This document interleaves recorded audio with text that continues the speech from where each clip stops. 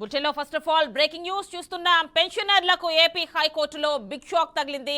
వాలంటీర్లు పెన్షన్లు ఇవ్వకుండా కేంద్ర ఎన్నికల కమిషన్ జారీ చేసిన ఆదేశాలను సవాల్ చేస్తూ పెన్షనర్లు దాఖలు చేసిన పిటిషన్ను హైకోర్టు డిస్మిస్ చేసింది. వాలంటీర్ల విషయంలో ఈసీ చర్యలను హైకోర్టు సమర్థించింది. పెన్షన్ల పంపిణీకి ప్రత్యామ్నాయ ఏర్పాట్లు చేసినట్లు ఈ సందర్భంగా ఏపీ సీఎస్ హైకోర్టుకు తెలిపారు. కాగా ఎన్నికల నేపథ్యంలో వాలంటీర్లను పెన్షన్ల పంపిణీ, ఇతర ప్రభుత్వ సంక్షేమ పథకాల పంపిణీ విధుల నుంచి ఈసీ తొలగించింది.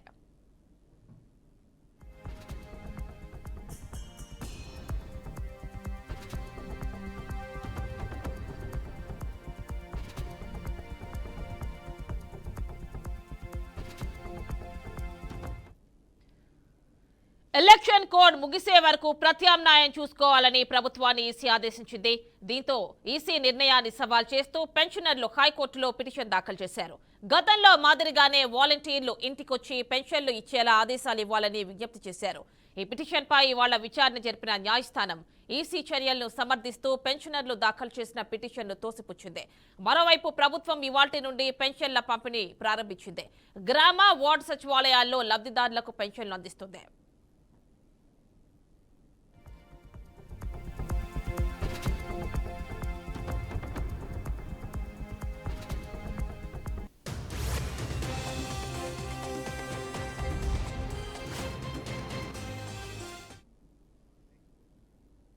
ఇక ఇదే అంశానికి సంబంధించి మరిన్ని డీటెయిల్స్ మా కరెస్పాండెంట్ ఏడుకొండలు అందిస్తారు. ఏడుకొండలు చెప్పండి, వాలంటీర్లు ఏదైతే పిటిషన్ వేశారో హైకోర్టులో దాన్ని కొట్టేసినట్టుగా తెలుస్తోంది, డీటెయిల్స్ ఇవ్వండి.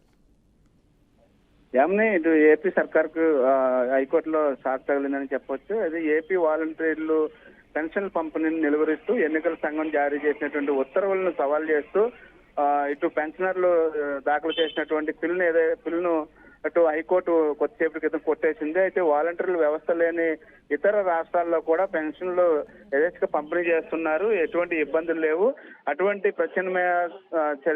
ప్రత్యామ్నాయ ఏర్పాట్లు చేసుకోవాలంటూ కూడా ఇటు ప్రభుత్వ తరపు న్యాయవాదికి అయితే సూచించినటువంటి పరిస్థితి కనిపిస్తుంది. ఈసీ ఆదేశాల మేరకు ప్రభుత్వ కార్యాలయాల వద్దకు వెళ్లి వారి గ్రామ వార్డు సచివాలయ సిబ్బంది పెన్షన్లు ఇంటి వద్దకు వెళ్లి పెన్షన్లు ఇచ్చుకోవడానికి ఎటువంటి ఏదైతే అడ్డంకులు లేవని, అయితే కేవలం ఈ వాలంటీర్లే పెన్షన్లు ఇవ్వాలని వాదించడం ఇది కరెక్ట్ కాదని, అయితే ఈసీ ఇచ్చినటువంటి ఆదేశాలను పరిగణలో తీసుకోవాలి. అయితే 2 నెలల పాటు ప్రత్యామ్నాయ మార్గాలను ఎదుర్కోవాలంటూ కూడా ఇప్పుడు కోర్టు సూచించింది.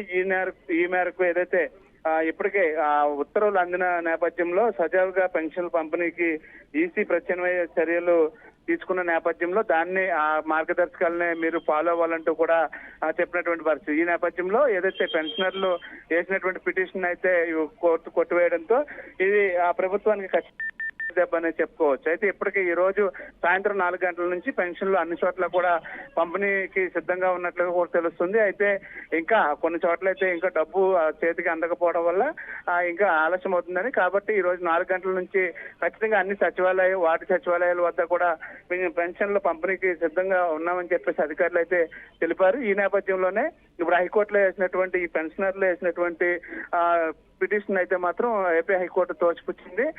ఇప్పుడు ప్రభుత్వం ఏదైతే 2 నెలల పాటు ఈ వార్డు సచివాలయాల సిబ్బంది ద్వారాగానే ఎవరైతే ఇంటి నుంచి బయటకు రాలేనటువంటి వృద్ధులు కానీ వికలాంగులు కానీ ఉంటారో వారి వద్దకే నేరుగా వెళ్ళి ఈ యొక్క గ్రామ వార్డు సచివాలయ సిబ్బంది పెన్షన్లు ఇవ్వాలంటూ కూడా ఆదేశాలు జారీ చేసింది.